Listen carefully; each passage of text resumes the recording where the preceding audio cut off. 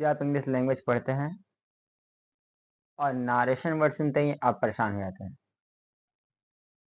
पहले आप नारेशन पढ़े हुए हैं लेकिन भूल गए। अब आपको नहीं मालूम कि दैट कहाँ लगता है, टू कहाँ लगता है और इफ कहाँ लगता है। किसको रिपोर्टिंग वर्ब बोलते हैं, किसको रिपोर्टेड स्पीच बोलते हैं। तो आज के बाद आपका ये टेंशन दूर हो जाएगा। ये हमारा नारेशन का दूसरा वीडियो है। इससे पहले वीडियो बता दिए थे, ठीक है, जाकर उस वीडियो को देख लीजिएगा। और अगर आप इस चैनल पर नए आए तो चैनल को लाइक शेयर एंड सब्सक्राइब कीजिएगा, ठीक है। चलिए वीडियो को बढ़ाने करते हैं, वीडियो को स्टार्ट करते हैं। देखो, नारेशन का मतलब होता है बातचीत। नारेशन का मतलब क्या होता है? बातचीत। अब ये नारेशन है वो दो तरीके का होता है। एक होता है डायरेक्ट नारेशन और एक होता है इनडायरेक्ट नारेशन। कितना तरह का? दो तरीका। कौन कौन? डायरेक्ट और इनडायरेक्ट। अब जो डायरेक्ट नारेशन है उसका दो भाग होता है। डायरेक्ट नारेशन का कितना भाग होता है? दो। पहला होता है रिपोर्टिंग वर्ब, पहला होता है रिपोर्टिंग वर्ब और दूसरा होता है रिपोर्टेड स्पीच। याद रखेंगे, रिपोर्टिंग वर्ब है और रिपोर्टेड स्पीच है, ठीक है। अब रिपोर्टिंग वर्ब और रिपोर्टेड स्पीच किसे कहते हैं? देखो, रिपोर्टिंग वर्ब क्या होता है, इस वाले साइन को बोला जाता है इनवर्टेड कॉमा, ठीक है। वो सारा वर्ड जो इनवर्टेड कॉमा के बाहर लिखा रहता है, क्या बोले, वो सारा वर्ड जो इनवर्टेड कॉमा के बाहर लिखा रहता है उससे बोलते हैं रिपोर्टिंग वर्ब, ठीक है। और वो सारा वर्ड जो इनवर्टेड कॉमा के अंदर लिखा रहता है उसे बोलते हैं रिपोर्टेड स्पीच। इनवर्टेड कॉमा के बाहर वाला को रिपोर्टिंग वर्ब और इनवर्टेड कॉमा के अंदर वाला को रिपोर्टेड स्पीच, ठीक है। यहाँ तक समझ आए? अब चलिए उसके बाद देखते हैं कि डायरेक्ट नरेशन को इनडायरेक्ट नरेशन में कैसे चेंज करते हैं, ठीक है। इसका कोई भाग नहीं होता, ये इसमें एक ही भाग रहता है। तो हम लोग डायरेक्ट नरेशन को इनडायरेक्ट नरेशन में किसे चेंज करते हैं? पहले सिंपल सा याद रखेंगे, अगर लास्ट में फुल स्टॉप रहा, किसी भी सेंटेंस का लास्ट में फुल स्टॉप रहा और रिपोर्टेड स्पीच सब्जेक्ट से स्टार्ट रहा, लास्ट में फुल स्टॉप रहा और रिपोर्टेड स्पीच सब्जेक्ट से स्टार्ट रहा, तब हम इस सेड टू को रिपोर्टिंग में जो सेड टू उसको हम लोग लिखेंगे टोल्ड,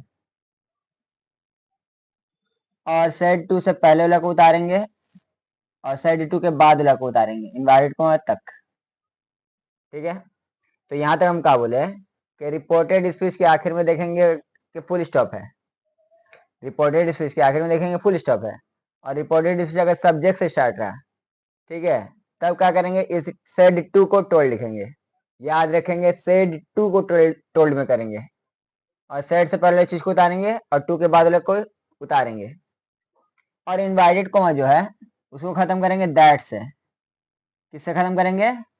दैट से, THAT दैट, ठीक है।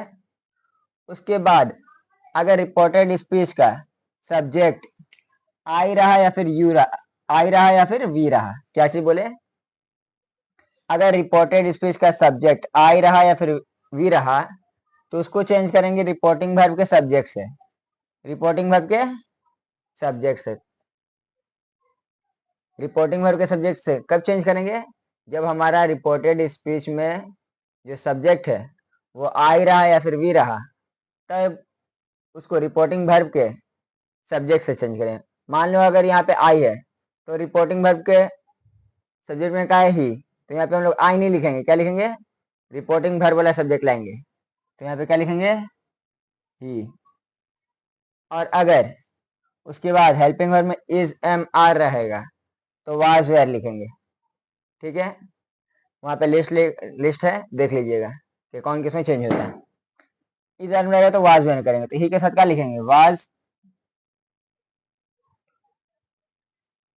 आई था एम, ही है तो क्या लिखेंगे, वाज, उसके बाद जो रहेगा उसको उतार देंगे, क्या है, अ बॉय, तो इसको उतार देंगे और लास्ट में याद रखें फुल स्टॉप देंगे, इनवर्टेड कॉमा देना नहीं है। इनडायरेक्ट नरेशन में इनवर्टेड कॉमा नहीं देना है, क्यों? क्योंकि इनवर्टेड कॉमा को हटाने के लिए क्या लगा है, दैट। इनवर्टेड कॉमा हटाने के लिए दैट कब लगा है? जब हमारा रिपोर्टेड स्पीच के आखिर में फुल स्टॉप है और रिपोर्टेड स्पीच सब्जेक्ट से स्टार्ट है, तब क्या लगाएंगे, दैट, ठीक है।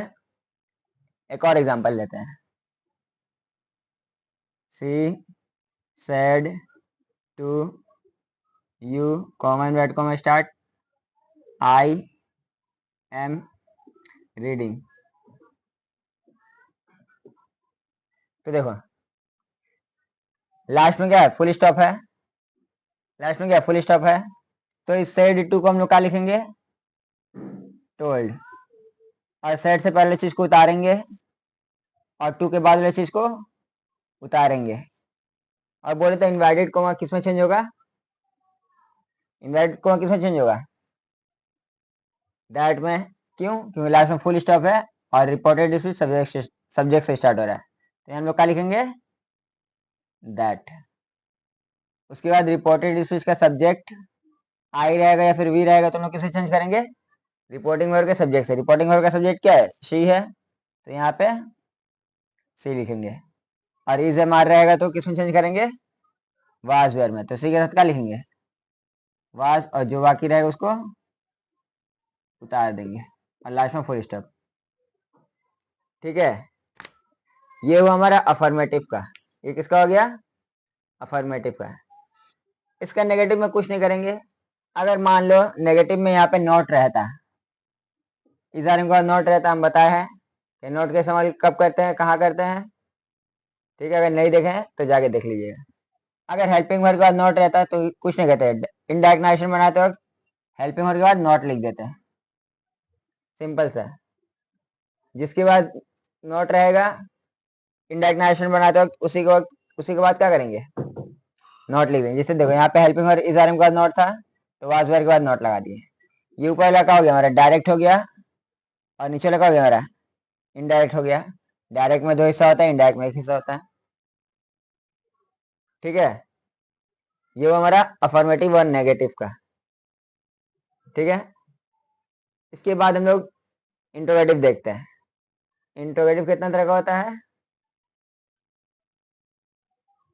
इंट्रोगेटिव सेंटेंस कितना तरह का होता है, दो तरीका का होता है। अगर नहीं मालूम तो जाके टेंस वाला वीडियो को देखिए, समझ में आ जाएगा। चलिए एक इंट्रोगेटिव का बताते हैं, अगले वीडियो में दूसरा इंट्रोगेटिव को देखेंगे। She said to me comma invert comma start am I reading, last में question mark, inverted comma close question mark.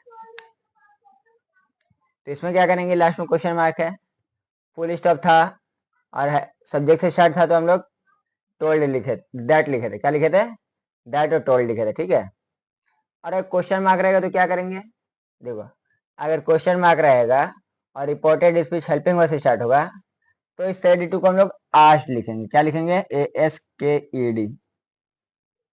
क्या बोले, अगर फुल स्टॉप रहा और रिपोर्टेड स्पीच सब्जेक्ट से स्टार्ट रहा तो सेड टू को 12 लिखेंगे।